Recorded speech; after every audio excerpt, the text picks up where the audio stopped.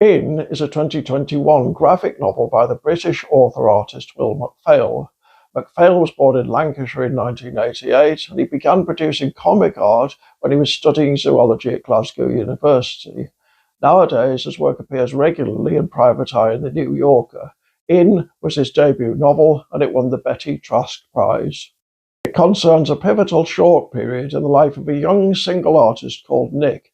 Nick meets a woman called Lorena, Ren for short, for whom he develops feelings. He helps his sister with babysitting, looks after his terminally ill mother, and has a variety of meaningless conversations with online colleagues and baristas in coffee bars, as well as with friends, relations, and new acquaintances.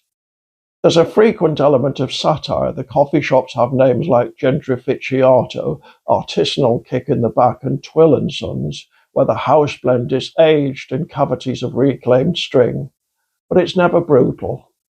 In's theme is modern communication, or more precisely the lack of it. The way people mostly perform conversations as concatenations of cliches rather than saying anything meaningful, partly because of his mother's illness, but also because of his growing feelings for Ren. Nick feels the need to break down conventional platitudes. But of course, that's a human aspiration generally. There's no reference to Ian Forster's Howard's End in the book, but in many ways, Forster's little admonition sums Nick's position up. Only connect the prose and the passion, and both will be exalted, and human love will be seen at its height. Live in fragments, no longer.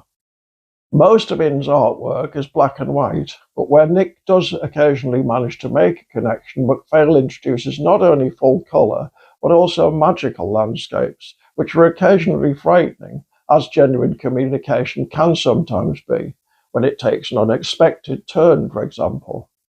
This isn't a complex novel, and it isn't particularly deep. It raises important questions about life and human interaction, but it does so gently, and it doesn't presume to suggest answers.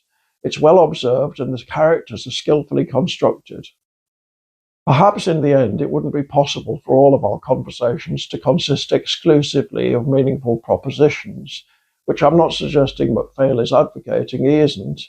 Even strings of performatives have some value in bringing us together, and maybe it's quite a teenage thing to complain that no one ever says what they mean.